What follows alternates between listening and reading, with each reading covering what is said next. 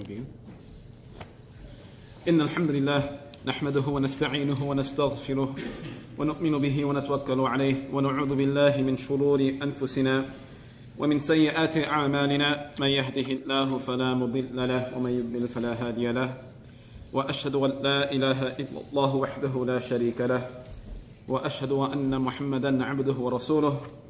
قال الله تعالى في القرآن المجيد بعد أعوذ بالله من الشيطان الرجيم يا أيها الذين آمنوا اتقوا الله حق تقاته ولا تموتن إلا وأنتم مسلمون.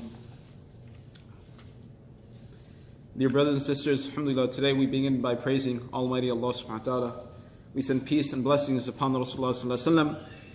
We ask Allah subhanahu wa ta'ala that Allah make us the true believers of the Quran, of the Sunnah of Rasulullah sallallahu alaihi wasallam, and of the Sahaba radhiyallahu anhum.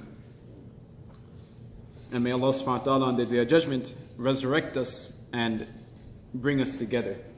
Ameen. Dear brothers and sisters, as Muslims, we realize that the Quran is an integral aspect of our lives, right? You can't be Muslim without the Quran. You have to have the Quran. And as Muslims, we read this Quran, we read this book.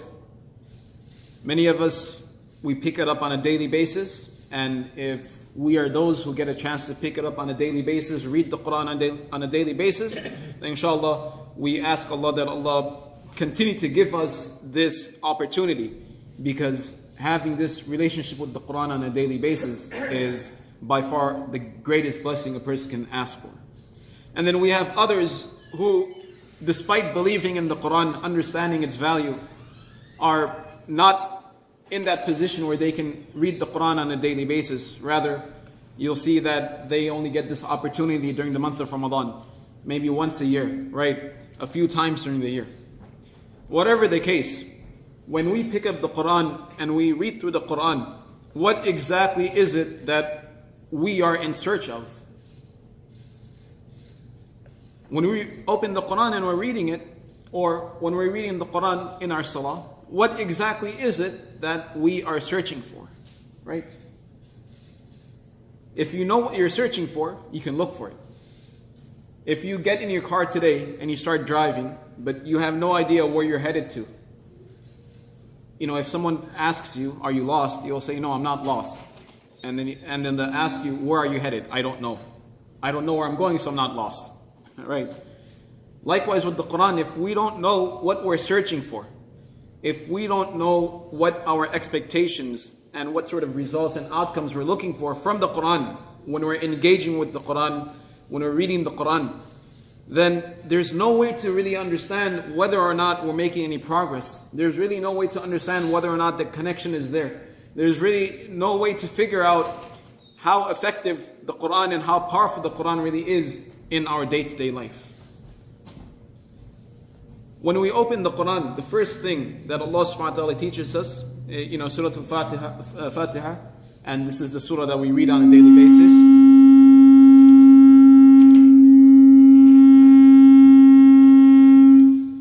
And this is the surah that we read multiple times on a daily basis, right? What are we asking Allah subhanahu wa ta'ala for? We're asking Allah subhanahu wa ta'ala for guidance, right? And if you think about it, we ask Allah subhanahu wa ta'ala, we make Allah subhanahu wa ta'ala for this guidance through Surah Al-Fatiha. And the answer to that dua, the answer to that prayer to Allah subhanahu wa ta'ala for guidance is immediately after that.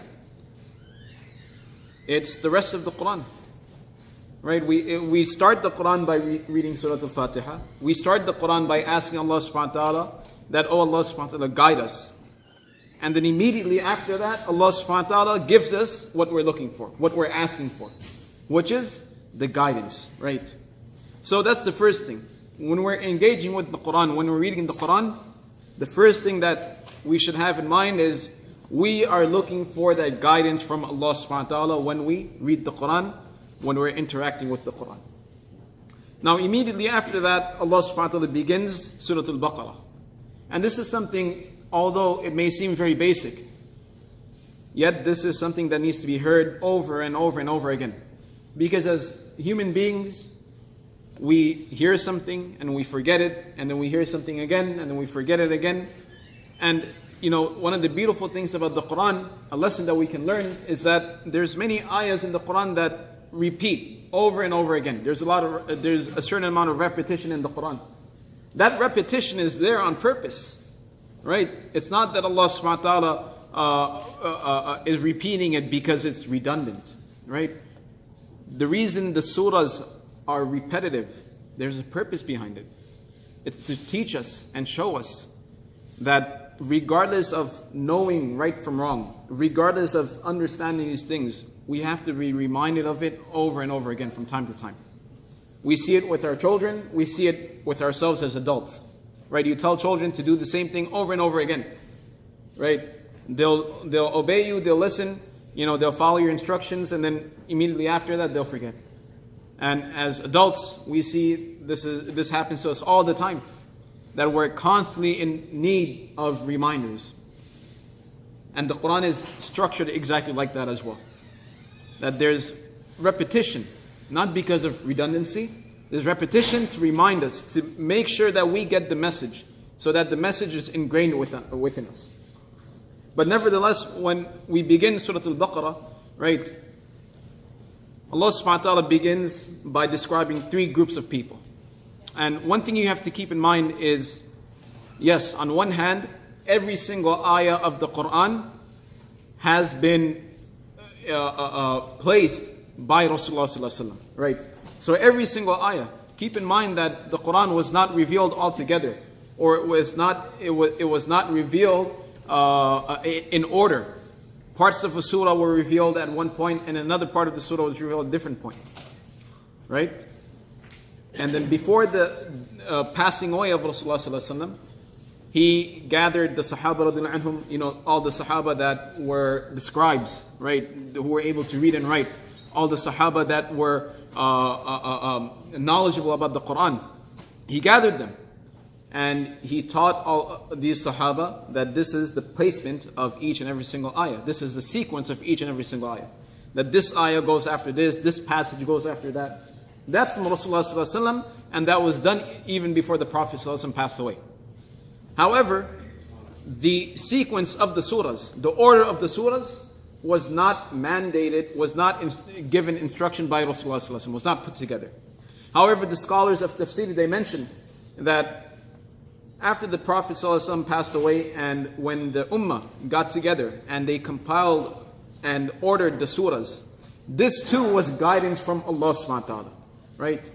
Because this order, this sequence took place during the time of the Sahaba radiallahu anhum, and all the Sahaba radiallahu anhum were unanimous on this decision that this is how it should be placed, right? At least majority of the Sahaba were, right? And in our deen we know that that's called ijma', right? Consensus.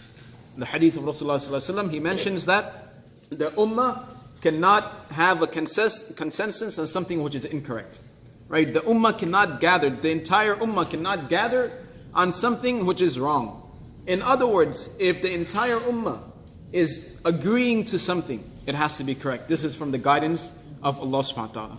So even after the Prophet sallallahu alaihi wasallam passed away, during the time of the Sahaba radiallahu anhum, while the Sahaba were still alive, they all agreed, there was this consensus that the Quran would be ordered and the sequence of the surahs would be in this manner. So the point that we're making and getting to is that even the sequence, the order of the surahs are part of the wahy of Allah subhanahu wa ta'ala, right? It's intentional by Allah subhanahu wa ta'ala, right? So now, keeping in mind that in Surah Al-Fatiha, we're asking Allah subhanahu wa ta'ala for guidance, immediately after that is Surah Al-Baqarah. And Surah Al-Baqarah starts off with three categories of people.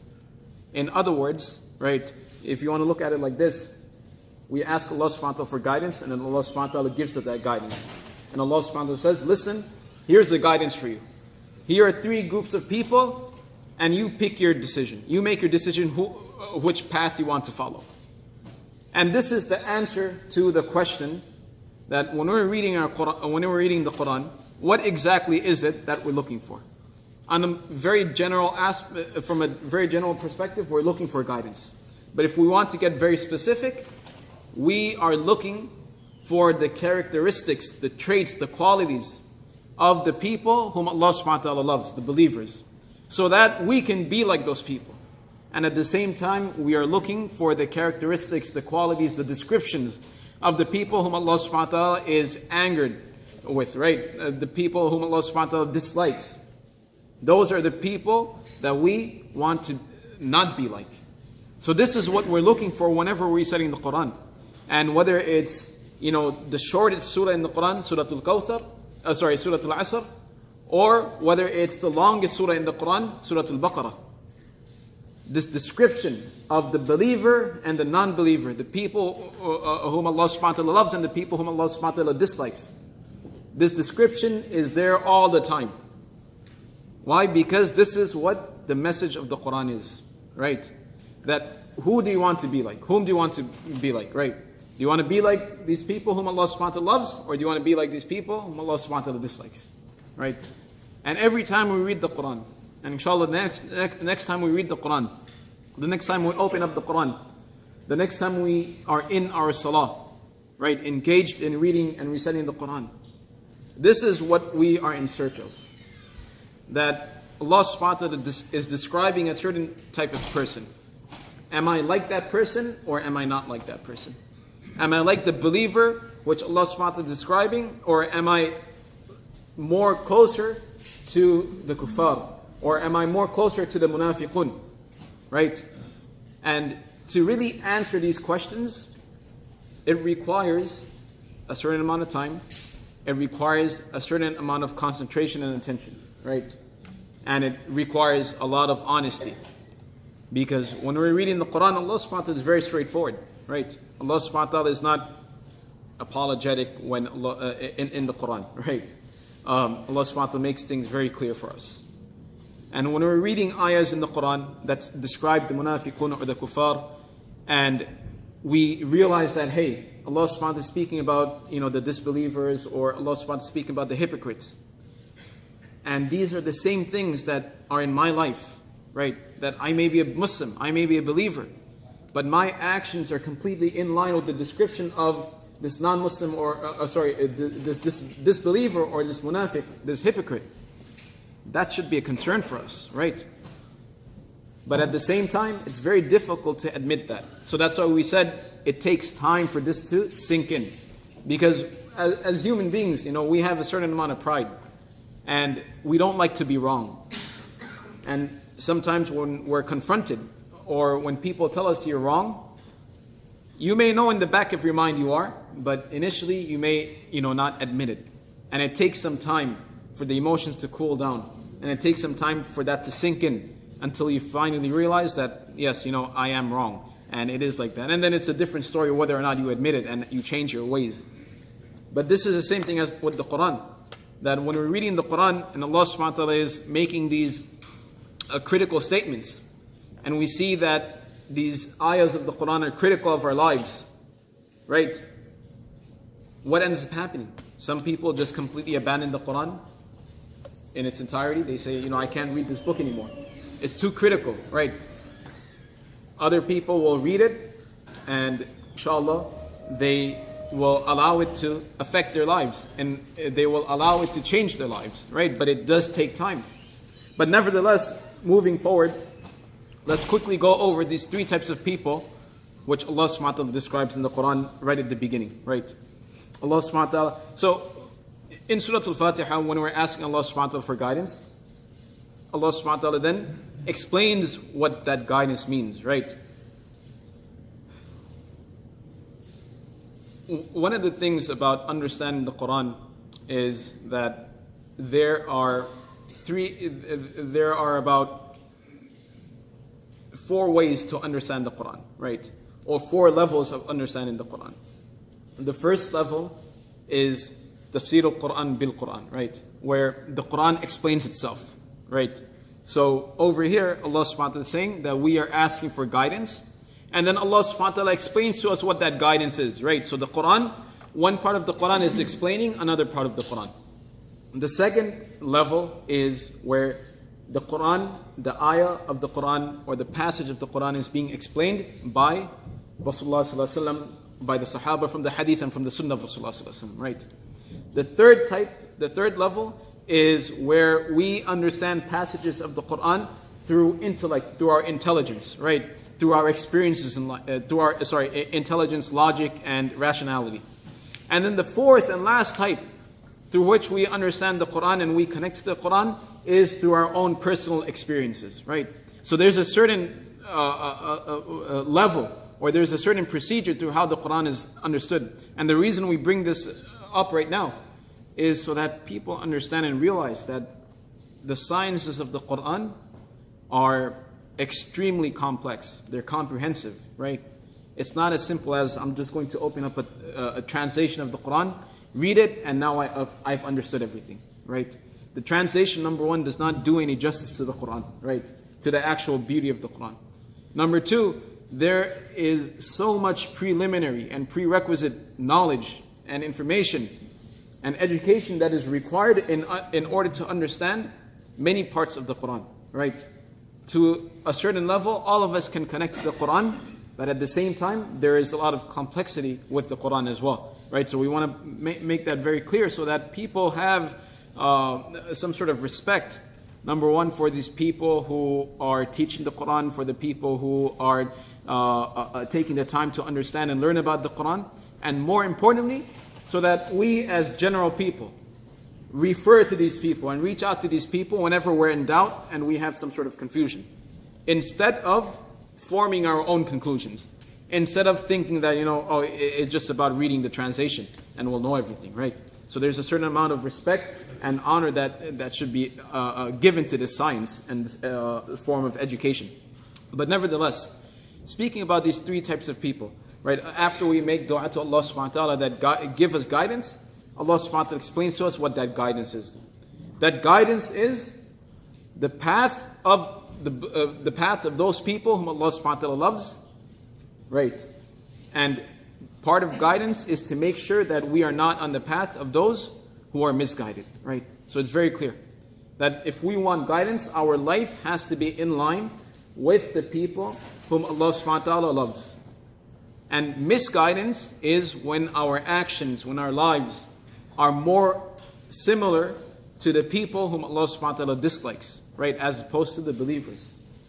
So the first group of people whom Allah subhanahu wa ta'ala begins by describing are the muttaqun.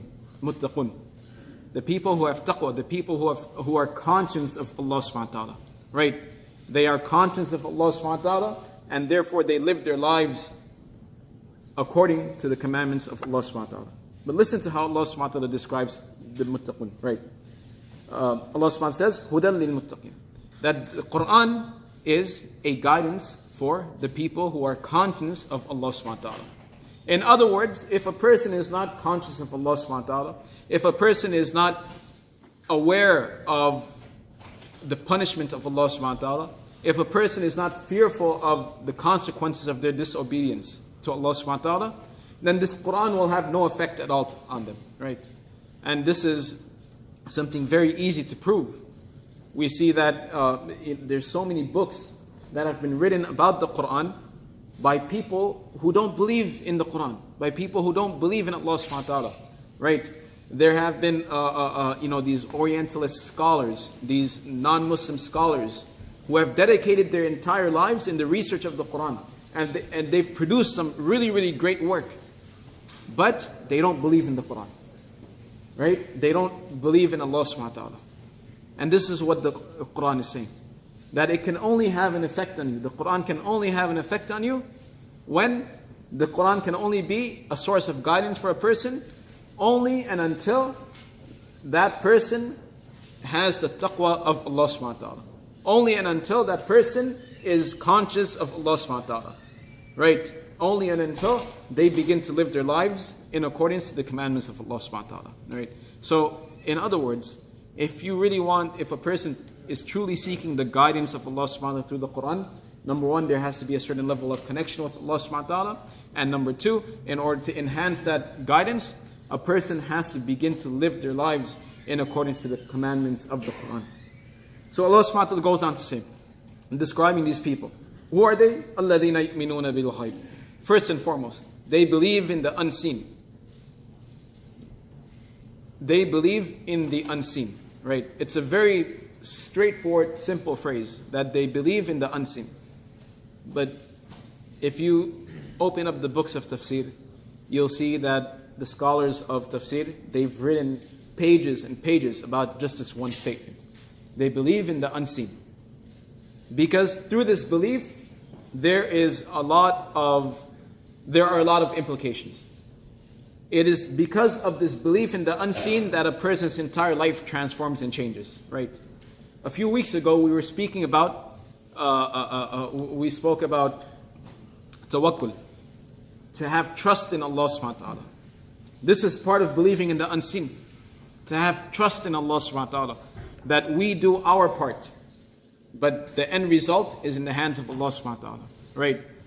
Part of this belief in the unseen is that even when things are not going the way we want it to go, even when the results are against us, we are still pleased with Allah subhanahu wa ta'ala's decision, because this is part of the unseen.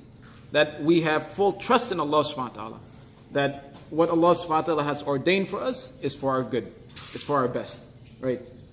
Part of this unseen, right? Part of this belief in the unseen is, yes, of course, there's the conceptual part of it, where we believe in the angels, we believe in Jannah, Jahannam, we believe in the hereafter, right?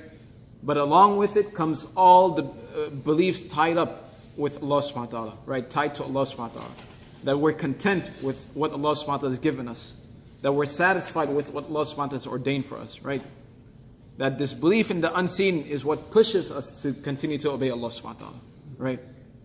So, this small phrase, belief in the unseen, that they believe in the unseen, bil ghaib, it may seem very, very straightforward, very simple. But in reality, if a person can truly understand this and truly implement it and grasp it into their life, their entire life has changed. Because this is the essence of what Iman is. And then Allah subhanahu wa ta'ala goes on to say, وَيُقِيمُونَ الصَّلَاةِ وَمِمَّا رَزَقْنَاهُمْ يُنْفِقُونَ. Allah subhanahu wa ta'ala describes two actions. So the first is something related to the heart, and the second two are related to what's apparent, what's external. What we understand from this is something very straightforward and simple. That if a person has this belief in the unseen, then it should be strong enough, it should be powerful enough to change their actions. And it should be strong enough and powerful enough to elicit these two actions, which is first and foremost, يُقِيمُونَ الصَّلَاةِ, that they establish their salah, وَمِمَّا رَزَقْنَاهُمْ يُنْفِقُونَ, and that they give and they spend in the path of Allah subhanahu wa ta'ala, right? What the Quran is showing us over here is that a person cannot claim, right? Now understand this very well. A person cannot make a claim to be a true believer if their actions are not in line with this one ayah, right? If their actions are not in line, if they are not establishing their salah, right, intentionally. Obviously, all of us have shortcomings. Obviously, all of us are human beings, right? We will miss a salah here and there, right? That's not what it's talking about. It's talking about where a person gets to a point where they become negligent of salah. Or even to a point where when they are praying, they're not giving it the due diligence, the attention and the concentration and the quality it requires, right? And the second thing is, they are so infatuated, they are so in love with this world that they cannot part with what Allah subhanahu wa ta'ala has given them, and they don't want, they're so greedy, right, that they don't want to spend in the path of Allah subhanahu wa ta'ala. Because they believe if they do it, then they'll lose out. Whereas in reality, it's Allah subhanahu wa ta'ala who gave them all this, right? But this one statement alone is enough to give us a very easy way to determine whether or not we are from the people of taqwa, right?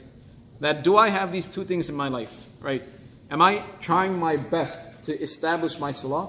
And am I trying my best to give to the path of Allah subhanahu wa ta'ala, to donate generously to the path of Allah subhanahu wa ta'ala, for the sake of Allah subhanahu wa ta'ala, right? And this is the beauty of the Quran, that it gives us this very easy way to determine whether or not we're part of this category, right? It's either yes or no, right? If we're making the effort, then inshallah we are part of the muttaqun, right? We're part of the people of taqwa. If we're not making that effort, we don't care, we're negligent, or it's not even a primary concern, right? It's not even a secondary concern, then we're in some deep trouble. So may Allah subhanahu wa ta'ala allow us to be from the people of taqwa, and may Allah subhanahu wa ta'ala allow us to develop a strong connection with the Quran for ourselves and for our children. Ameen. بارك الله لنا ولكم في القرآن المجيد ونفعنا وإياكم بالآيات وذكر الحكيم استغفر الله لي ولكم ولسائر المسلمين فاستغفروه إنه هو الغفور الرحيم.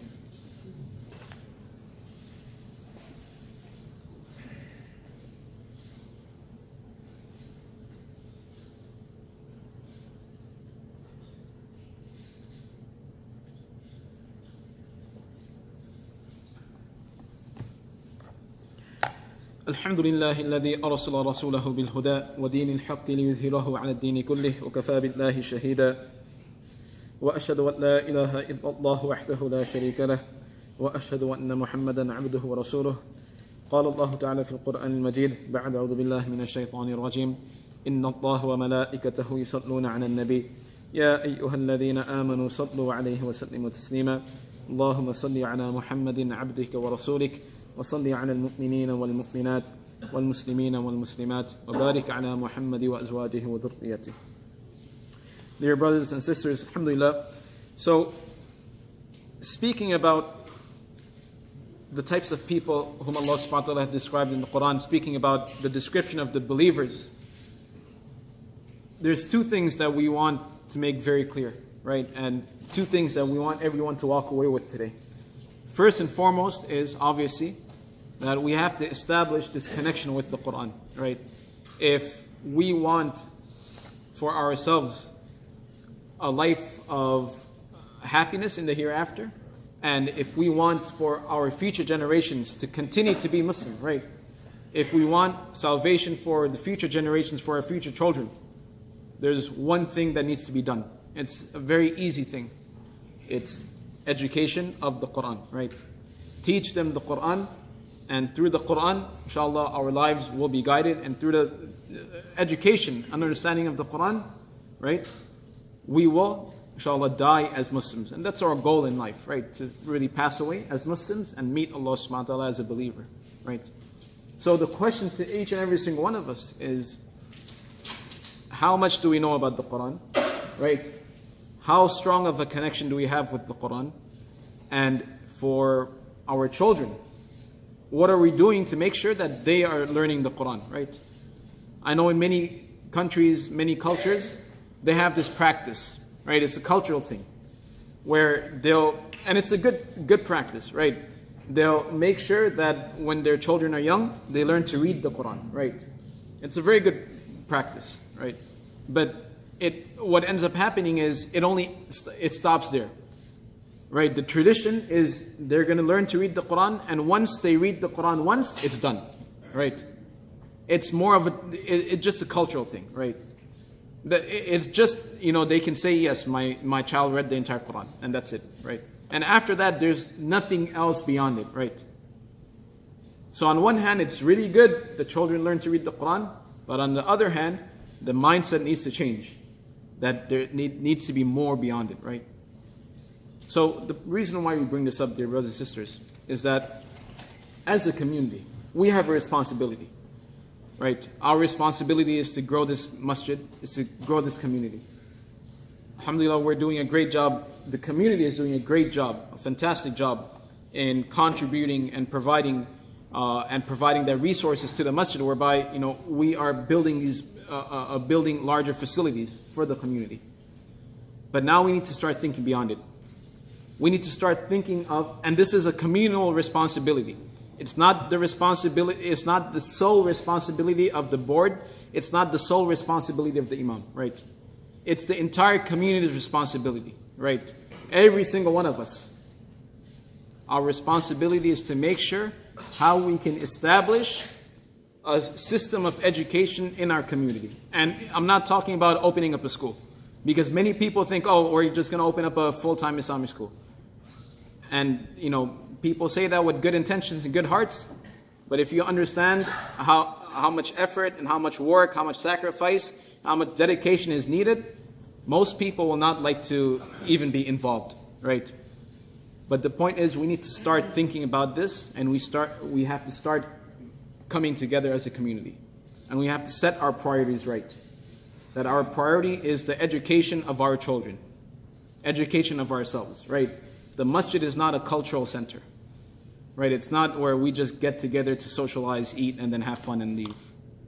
That's good, we can do that, right? But there's a certain purpose.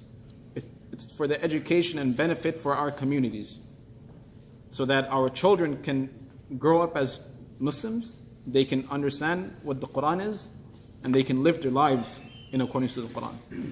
And as I said, it's all of our responsibility, right? You can't just say it's someone else's, because it will affect you in one way or another, right? So inshallah, give this some thought, and we make dua to Allah subhanahu wa ta'ala that Allah subhanahu wa ta'ala makes it easy for us to provide those resources, and may Allah subhanahu wa ta'ala make it easy for us so that our children can receive this quality education within our communities, whereby, huge sacrifices don't have to be made, where, you have to send your kids off somewhere and whatnot. May Allah subhanahu wa ta'ala make it easy within our community.